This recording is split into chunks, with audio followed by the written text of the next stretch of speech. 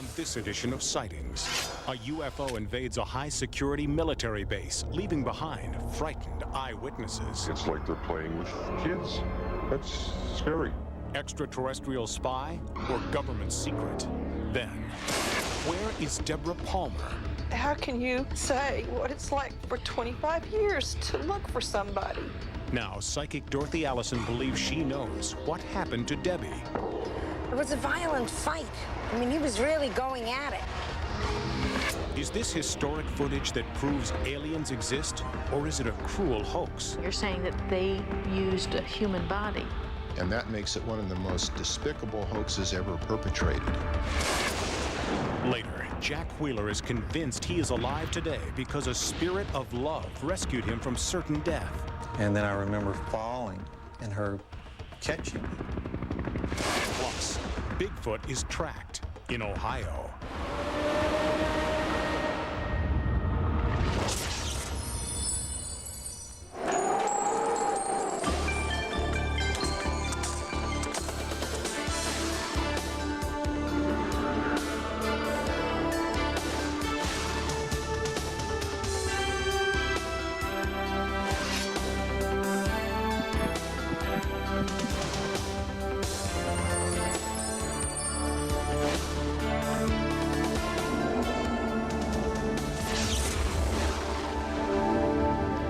Welcome to Sightings. I'm Tim White.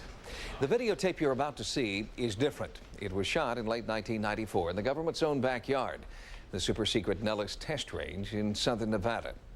Had the tape not been smuggled out, it might well have been classified by authorities. The base employees in this report appear at considerable professional risk, and therefore their identities have been heavily disguised. 21.3 degrees, 18.5 degrees elevation.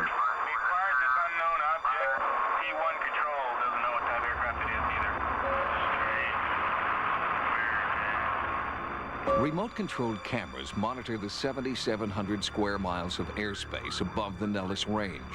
The cameras record fighter jet training, tactical exercises, and in at least one case, this UFO.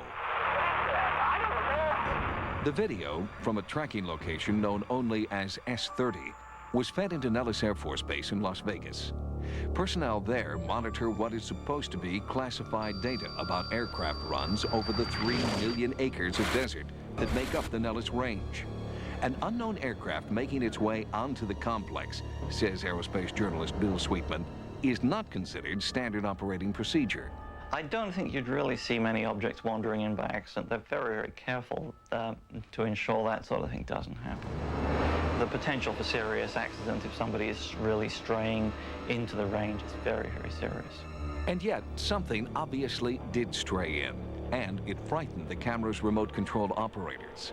This craft shows up, and it's like they're playing with kids. It's like, do whatever they want and buy now. That's scary. I've never seen anything like this before. This was my first encounter seeing anything of this nature.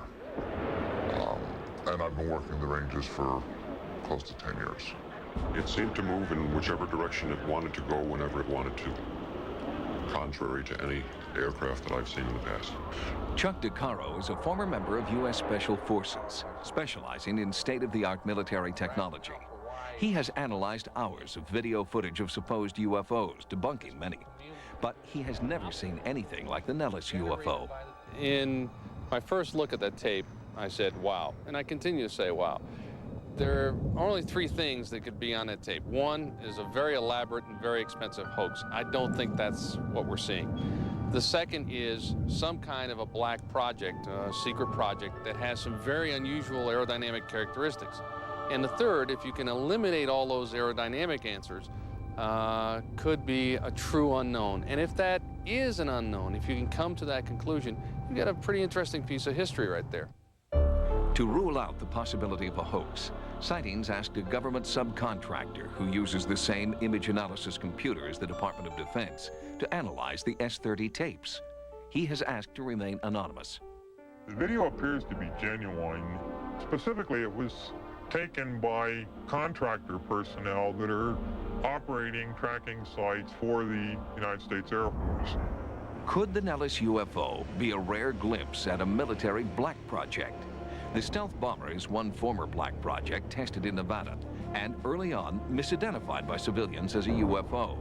But our sources insist that when black projects are tested, the tracking cameras are deactivated.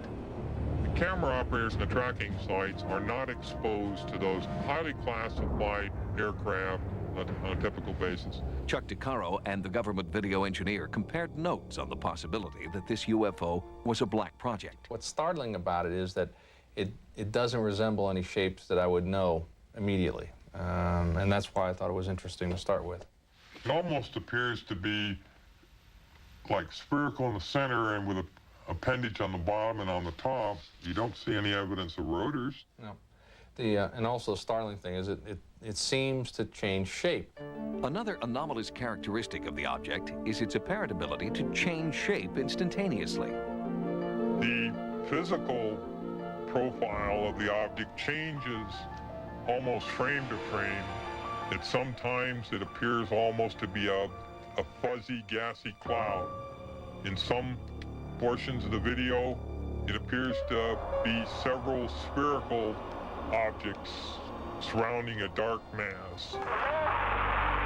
To get a better look at the flight characteristics of the Nellis UFO, Sightings consulted with Chip Peterson, a video processing expert. He stabilized and enhanced several minutes of the S30 video. I basically moved each frame, and you can see the frames actually moving now, showing the degree that I had to move the image in order to keep this object stable in the center.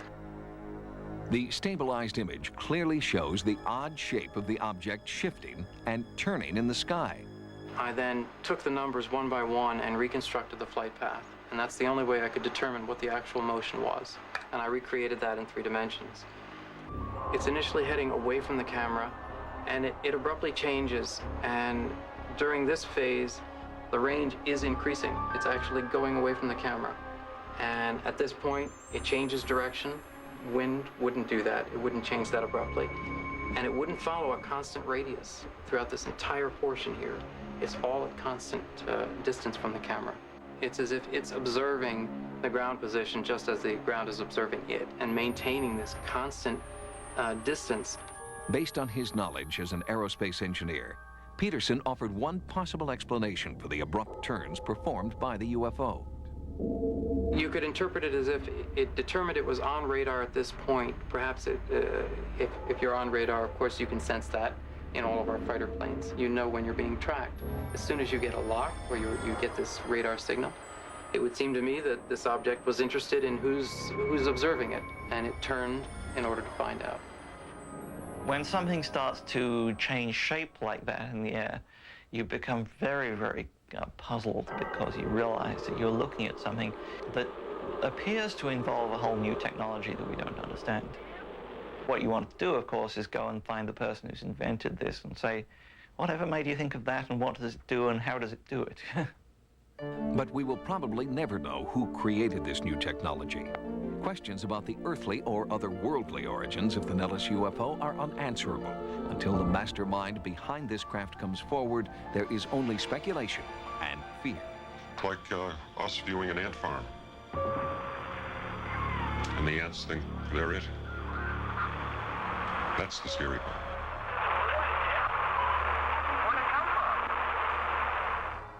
To this day, the origin of the UFO has not been determined. Sightings forwarded a copy of the Nellis videotape to the Pentagon requesting an official response.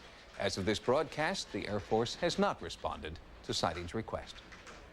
Next, for 25 years, Debbie Palmer's friends and family have been tortured by one agonizing question. What happened to Debbie? I knew she was coming back to me.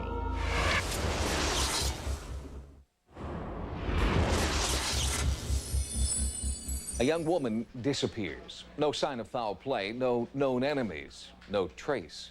When Deborah Palmer's family reported her missing, the police didn't know if she'd been kidnapped, murdered, or had simply walked away from her life. After finding no evidence of a crime, the search for Deborah Palmer was suspended. But in a sad paradox, the very circumstances that caused the police to stop looking are what continue to give her family hope that Deborah will be found.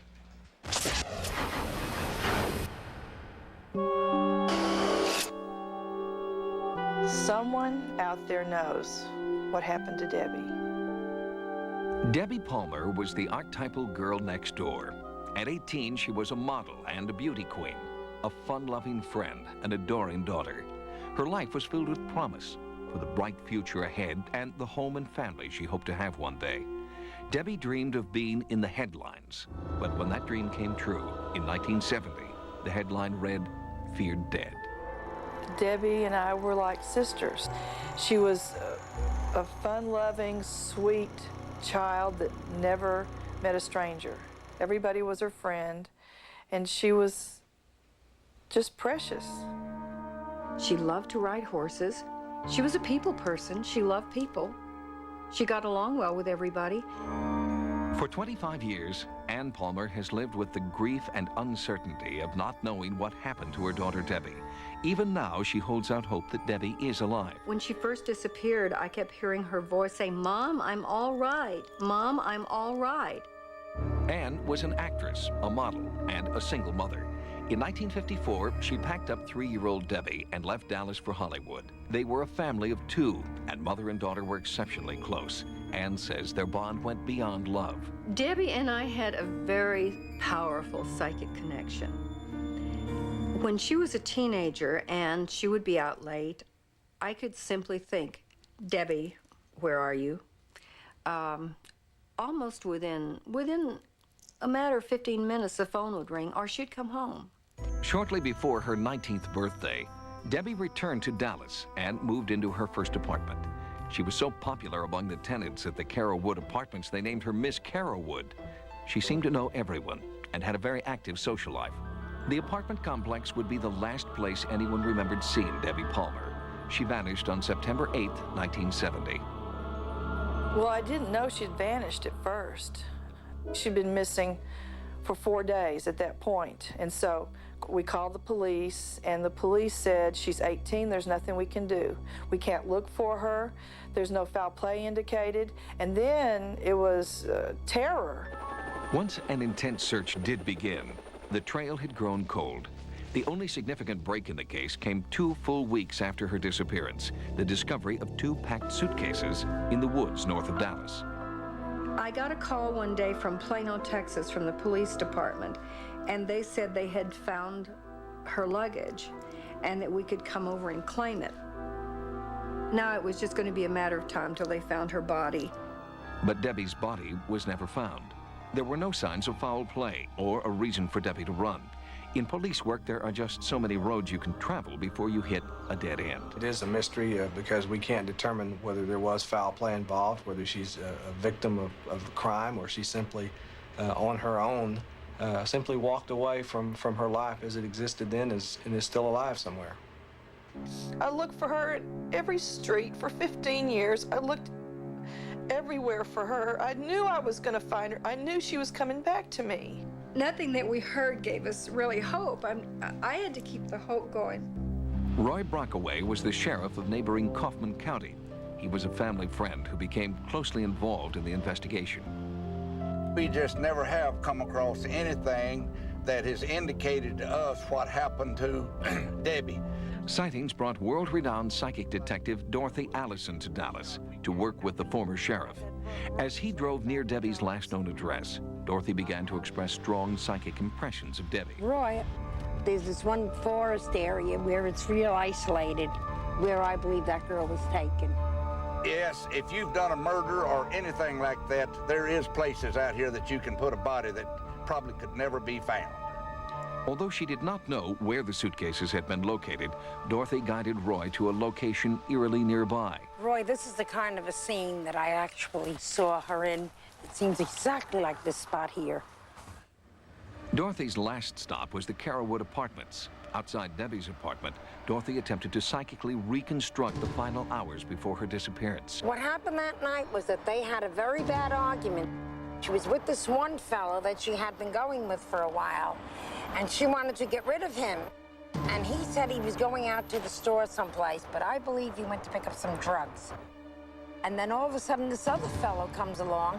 I feel that she was getting rid of one to go with the other. It was a violent fight. I mean, he was really going at it. So he takes her and promises her to take her to a doctor, but instead where he takes her is to kill her. Could Debbie Palmer have been murdered, as Dorothy's psychic visions seem to suggest? The scenario of jealousy, violence, and drug abuse certainly doesn't fit Debbie's wholesome image. But after Dorothy's psychic revelations, those who knew Debbie best admitted she could have been led astray. It could have been the boyfriend. It was a party Thursday night is where she disappeared. And she said she was going to have a little talk with him. And then nobody remembers seeing her again. And it's possible she went to have that little talk with him, and he didn't like what she was saying, and he lost his temper and killed her. That's a possibility that's been in my mind all these years. Dorothy showed Sharon the notes from her psychic impressions. Because legal charges have yet to be filed, we asked them to refrain from mentioning actual names of suspects. Now, here's a list of the names that I have written down. And you can only you can tell me if you recognize anything there. Without calling names, the first and the last name of the man she was dating, that she was going to have the little talk with to break up with him, his first and last name are both here. And in between is, you have my grandmother's maiden name. Debbie's family and friends were amazed at Dorothy's accuracy about the small details of Debbie's life.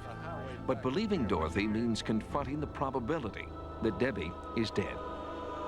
How can you say what it's like for 25 years to look for somebody? I will always hope and follow every lead to believe that she might still be alive somewhere in the world today.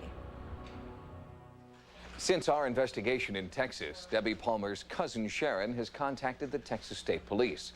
She presented the new psychic evidence generated by Dorothy Allison. According to State Police official Jim Chandler, this is not the kind of evidence that they feel justifies a reopening of the Palmer case. Next, medical science discovers auras and evidence that California's Mammoth Mountain is really a mountain of doom.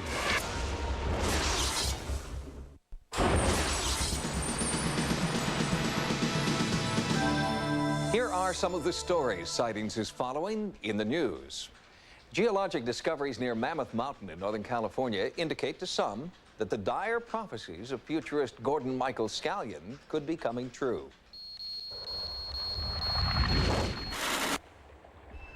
The picturesque landscape of Mammoth Mountain, California is deceiving. Beneath this pristine forest, there is a boiling, seething lake of molten earth poised to unleash its fury. That the earth is going to open up in California, and I can tell you exactly where it will open up. It'll happen between Bakersfield and the Baja to Eureka. While scientists do not take Scallion's prediction seriously, they do agree that the Mammoth area is a volatile location. It's clear that there's going to be eruptions there in the future. And it's clear that large areas there will be covered with ash and be destroyed. State University of New York volcanologist Marcus Bursick warns that recent earthquake activity has unleashed a fresh torrent of magma under the Mammoth Lakes area. The effect is similar to shaking a bottle of champagne and releasing carbon dioxide bubbles. But unlike champagne, the concentrations of carbon dioxide under the earth are deadly. Evidence that these poisonous gases are already working their way to the surface was discovered on Mammoth Mountain. Hundreds of trees here were killed by lethal emissions from the volatile magma below. There's a lot of volcanoes in that area, and several of them showed an effect from the Landers earthquake. So this magma is sitting there stewing underneath the surface, and it's emitting this carbon dioxide along with other gases. The last time Mammoth Mountain erupted, approximately 700,000 years ago, a dense volcanic cloud blocked out the sun and covered the western United States in a thick layer of ash. Today, there are those who believe the long dormant volcano's time has come again.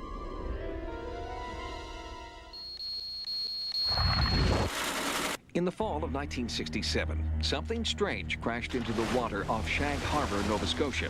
Since then, UFO investigator Chris Stiles has been building an impressive document trail indicating that the Canadian government knows more about the crash than they're willing to tell. I believe that this was a device from another intelligent civilization, not of this Earth. Now, Chris Stiles and Sightings are mounting a new full-scale investigation to scour the ocean floor beneath Shag Harbor in search of UFO debris. Our findings in an upcoming edition of Sightings.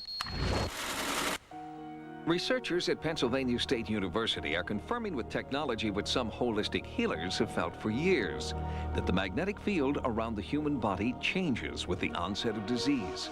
Well, this is a picture that shows basically the distribution of the magnetic field of a human body. Michael Smith and his colleagues at the Penn State Magnetic Resonance Imaging Lab are pioneering a breakthrough technology for surgeons. I can show them the positions of say, for instance, a tumor. You can show them the presence of a tumor or a disease that they're not aware of. And it really gives them a visual way to look into the human body and see what's wrong. So that's the safe and give you high resolution, also give you the image of the soft tissue. The future of MRI technology offers tantalizing possibilities, but so far it is only a diagnostic tool. I think the comparison between holistic medicine techniques and MRI should be viewed, with caution. People should use those things that have been proven to be useful to diagnose their disease. We'll have more stories from the news next time. Now, here's what's coming up on Sightings. Dolores Wheeler loved her husband so much, she saved his life 12,000 miles away. And are these pictures of an alien autopsy an incredible find or an incredible fraud? The risk of sounding pompous, yes, I could have done it a lot better.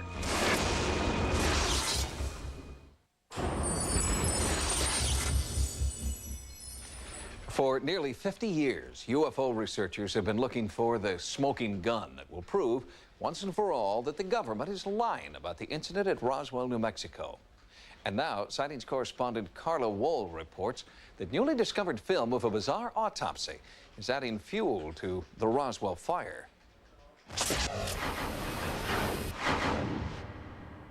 Since January 1995, the hottest news on the World Wide Web of UFO devotees is this photo, allegedly an extraterrestrial from the Roswell crash site being autopsied by the U.S. military. It's the UFO story of the decade. This is an injury, and that deep wound is consistent with high temperature burns. If this is truly genuine, then it becomes the focus of worldwide recognition that indeed our planet's being visited, that indeed governments have known for 48 years and haven't told us. The world will never be the same again. Rumors of a Roswell autopsy film go back to 1993. London music promoter Ray Santilli told Bufora, the British UFO Research Association, that he had unearthed a bizarre 16mm movie in a private film vault. Ray Santilli said, I have got my hands on some material. I know nothing about Roswell, but I'm being told by the man who sold this to me that he was in fact a military cameraman with the United States military back in 1947. And he said that this was the official record, US government record, of an event which occurred there, i.e. a crashed UFO and the recovery of aliens and, of course, that debris. Kent Jeffrey is the author of the Roswell Declaration, a petition calling for the declassification of all government documents on Roswell. He eagerly anticipated the release of the autopsy film. When I first heard about the film, I was very hopeful. I thought that we finally had what we'd been looking for in the way of evidence to prove this case. However, in the ensuing months, as I learned more and more facts about the film, I became less and less optimistic. Now, Santilli says he has had it authenticated. He went to Kodak and they said, yes, this is film stock from the 1940s. Kodak did not authenticate the film. What Santilli did was go to Kodak and get clarification on the edge markings. The edge markings on the film are a square and a triangle. That signifies that the film was manufactured in either 1927 or 1947 or 1967. The only thing Kodak did was to verify that that is the case, that those edge markings signify those years. Rand Molnar, dean of the Brooks Institute of Photography, finds it highly suspicious that Santilli went no further in his attempts to authenticate the film. If this were a legitimate film with historical value, then I would think he would take every measure possible to try to get this authenticated. Taking it to an expert, to someone here or elsewhere, they could look at the film, analyze it, and then make a determination on whether it's actually legitimate, or if it should be tested further, or if there's something else that can be done with it to try to authenticate it. What event is transpiring on it, supposedly. The dissemination of information from Ray Santilli in London is extremely unorthodox. It is extremely unusual for research of any kind to be carried out in this way. Rather than release the film in its entirety, Santilli selectively leaked small portions of the film at invitation-only screenings. Many in attendance left unconvinced. I still had a great deal of hope when I went over there to see the film. However, from the first few frames, I realized that this was a hoax, that this was a human body on that table. You realize what you're saying. You're saying that they used a human body, a dead person, to perpetrate this hoax. That is not only my opinion, but the opinion of most of the medical people who have seen this film now. And that makes it one of the most despicable hoaxes ever perpetrated. Can I move the head side to side? Makeup effects artist Steve Johnson built the aliens for the movie Roswell. He agrees that the autopsy film is a hoax, that it's not flesh and blood you're seeing, but a ripoff of his special effects creations. Could you have done this? At the risk of sounding pompous, yes, I could have done it a lot better. But the main thing is, it never proves once to me that this is a dead body. For instance, when they make incisions, they will begin the incision, then they cut away, or they cut in tighter. From a special effects technician's point of view, they used every trick that I would have asked a director to use had a director come to me and said, I want to do this great autopsy scene. What are some of the tricks that you think they use specifically? Human bodies do not bleed after they're dead. The blood coagulates in the veins, then settles to the lowest point. If you incise them, they don't bleed. This thing did bleed. And I thought, well, simplest, oldest trick in the book is a blood knife. Show me. It looks pretty much like that, because it does leave a line, and then a few trickles come out. And that's it. I mean, I think so. Why do you think someone did it? It would be exciting, in a perverse kind of way, to be able to fool a lot of people like this. There is a lot of money being changed hands. In fact, Santilli has profited from the autopsy film. He's reportedly signed six-figure deals with American, French, and Japanese television networks. To put together a hoax like this would require a tremendous amount of time, effort, and money. Certainly the Roswell incident is one of the better documented UFO incidents, so this would be a likely candidate rather than some obscure thing. Many ufologists worry that the flap over Santilli's film is obscuring the real story of Roswell. UFO researcher Clifford Stone gave me a tour of the old Roswell military base. This was known as Hangar 84. In July of 1947, this building right here housed a secret that the United States government didn't want to talk about. As a matter of fact, I would state that they considered that secret so sensitive that it was rated higher than even the hydrogen bomb. According to Stone, while the autopsy film may be a hoax, the recovery of aliens is not. Bodies were seen by many people, including some credible military witnesses. Among those propounding a theory of government cover-up is Walter Haut, the former Air Force lieutenant who was ordered to write the Roswell press release stating the UFO was a weather balloon. I feel very, very sincerely that it was a cover-up. It was a way of burying something. I guess that's the easiest word to use.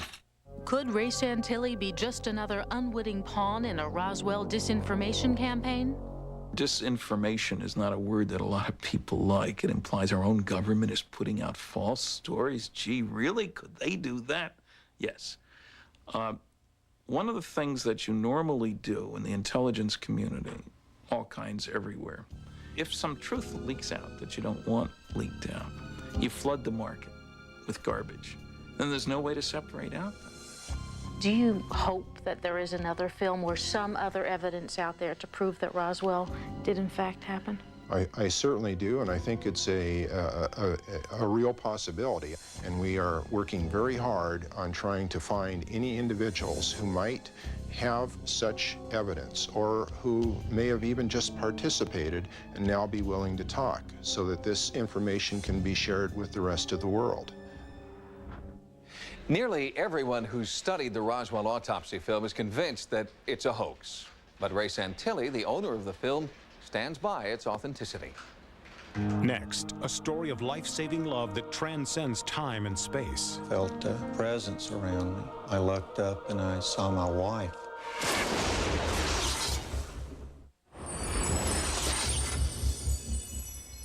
In 1970, Jack and Dolores Wheeler promised to love, honor, and cherish each other till death did them part. Within a year, the significance of those wedding vows would be tested on a Vietnam battlefield. Because of what happened there, Jack Wheeler has come to believe that his wife's love is a part of a supernatural force that saved his life more than once.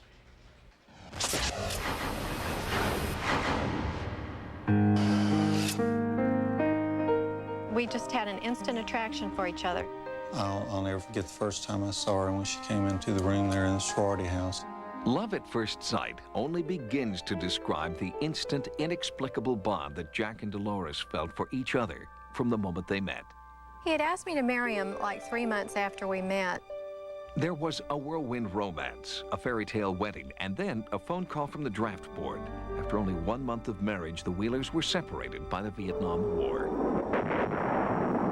Here we had just got married and we're unsure as to the relationship and how it would survive with her staying in school and still going to college while I went off to Vietnam. I wrote to him every day, and I thought of him constantly. I knew he was in battle, but I didn't really want to think about it. But while Dolores tried to push thoughts of danger out of her conscious mind, Jack insists that his new bride was still connected to him through her unconscious. Something got me up that night. There'd been a break in the fighting. The unrelenting sound of gunfire had stopped. Jack Wheeler was asleep in what infantry soldiers in Vietnam called a hooch. I was laying there and it was 2, 3 in the morning and I felt a presence around me. And I looked up and I saw my wife in a long robe, gown, beaconing to me. And I got up, went outside the hooch, and I was maybe 20 or 30 feet from it. And suddenly there were 2 loud explosions. 2 mortar rounds had come in and it hit the hooch where I was. And there was shrapnel throughout it and shrapnel throughout the cot and everything. And people would ask, why I wasn't in the hooch. And I'm convinced that I saw her. I mean, it was very difficult to understand and nobody understood it and you couldn't explain it. And to this day, I can't explain it. Back in the United States, Dolores Wheeler was unaware of Jack's close call and the fact that he had seen her exact double image beckoning him away from impending danger. There's the Latin term alter ego. There's the Norse term faradogr, which means forerunner. Don Ward is a UCLA folklorist specializing in tales of the supernatural. He uses the word doppelganger to describe what Jack Wheeler experienced. It's a German word for a universal phenomenon. That is the notion that the human spirit has an essence of its own that can be perceived visually by other people. And it is identical to the person themselves, right down to the clothes they wear. But Jack Wheeler knew nothing of doppelgangers. He only knew that somehow, from a vast distance, Dolores was continuing to protect him from harm. The choppers picked us up. They gave us some new rations and got some mail. And it was like 7 or 8 letters that I got from my wife. We were flying in, and I had one that I was trying to read it there, but you got your pack on and your weapon, and the doors of the chopper open, so the wind's blowing, and I was reading this letter from her, and it just started to turn the page when suddenly it flew out of my hand. So I sort of got up partially and scooted back to grab the letter, and just as I did, enemy fire. Jack believes that if he hadn't ducked for that letter, he would have been killed. And the other men in his unit did die that day, and Jack wondered what special force had spared him once again. A lot of mental activity occurs strictly on an unconscious level. And this may have been what was happening with Mrs. Wheeler. She may have been unconsciously aware of her husband's dangers half a world away in Vietnam. Professor John Rohner chronicles the Wheelers' experience in this collection of true stories. His thoughts probably were almost continually on her and hers on him. And I think that may have precipitated a telepathic connection and even a visitation. We got hit. And I took a bullet in my hip and a bullet in my shoulder, and the chopper crashed into some trees. And I was just laying there, and I was about 20 or 30 feet from the ground.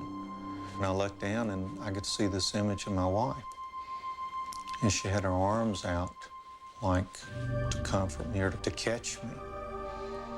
And then I remember falling and her catching me. And I was unconscious, and when I came to, they had me back in the base camp. They said that I just fallen down and it landed in a stream, and that it had broken my fall. When he finally returned home, Jack told no one, not even Dolores, about the eerie visitations he had experienced in the jungles of Vietnam. It was several years after he had returned from Vietnam. We were in the living room, and he started telling me about the time that I came to him and did this and that, and I just said, whoa, I came to you over there? That's impossible, you know, that's crazy. And, you know, we didn't talk about it for a while. And then when I would read something that was similar, I'd say, well, tell me some more about what you experienced. Then I found out there were quite a few people that had experienced the same thing. There's a man in England, his name was Tyrrell, who came up with a theory and stated that there were such things as apparitions, which required two people. There had to be an agent to send the message, and there had to be the recipient to perceive it. The experiencing of the double occurred when these two people were in conjunction with one another. After the war, Jack and Dolores devoted themselves to home and family.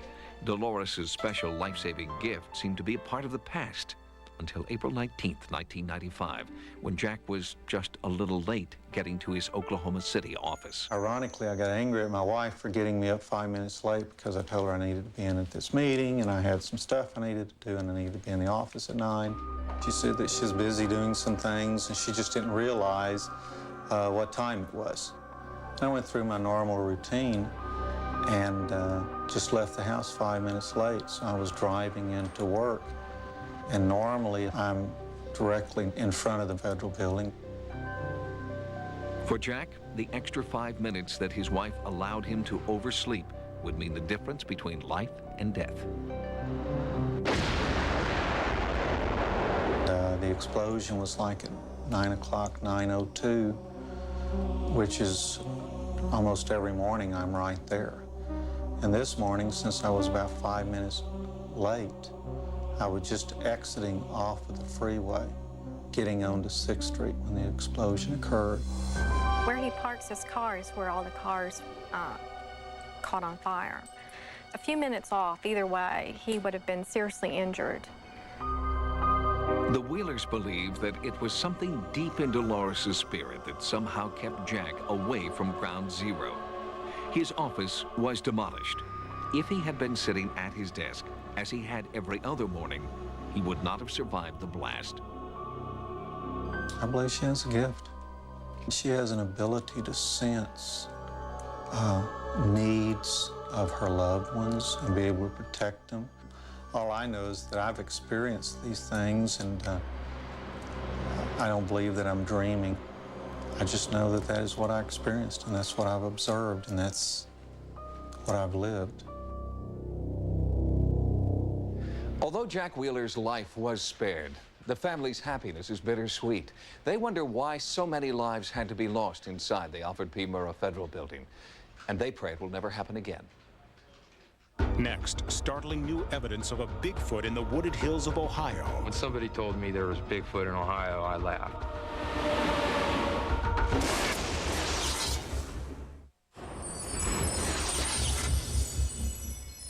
Bigfoot expeditions have become a kind of a cottage industry in the Pacific Northwest. Entering Bigfoot country, the billboards proclaim. But recent sightings 1,500 miles to the east seem to indicate that Bigfoot's range may extend all the way across the Rockies and into the Midwest. I would like to report what I believe to be a Bigfoot sighting approximately 5 miles from Lisbon, Ohio. Probability of a Bigfoot being sighted in Ohio obviously is lower than in the Northwest, but you can never exclude it absolutely, because historically there have been a goodly number of sightings made in that area of the country. Biologist Dr. Henner Fehrenbach specializes in primate research at a college near his home in Beaverton, Oregon. His extensive analysis of Bigfoot evidence grew out of a casual interest in the subject during the 1960s. Scientists that are ordinarily quite rational refuse to even inform themselves of the evidence that is available. They reject it as if it was a ghost. When somebody told me there was Bigfoot in Ohio, I laughed. I didn't believe it. But compelling physical evidence and eyewitness reports have made George Clapperson and Jody Cook believers. Together, they have formed the Ohio Bigfoot Research and Study Group in Cincinnati, Ohio. A 24-hour Bigfoot hotline has been set up to record area sightings. They make a report in 1988. You investigate it in 95, and everything is still exactly the same. They take you to where they had the sighting, and there's fresh evidence where they had their sighting years ago. That's pretty convincing. In February of 1995, Clapperson and Cook discovered an anomalous structure near Akron, Ohio, that they believe may be a Bigfoot nest. It is similar to, but larger than, nesting sites of other primates. It was about 4.5 feet high and about 5.5 feet long. It was completely hollow on the inside. It was big enough for 3 of us to go and sit in comfortably. Are these the sounds of Bigfoot? Sightings received these sounds recorded in Ohio by Bigfoot researcher Matt Moneymaker. The recording is part of an extensive surveillance project that Moneymaker is conducting in southern Ohio. Sightings will bring you more on the results of this investigation on a future edition of our program. Peter Byrne of the Bigfoot Research Project is cautiously optimistic about the reported sightings in Ohio. In an average 6-month period, Byrne receives more than 3,000 calls. But from those calls, less than 5 are found to be credible sightings.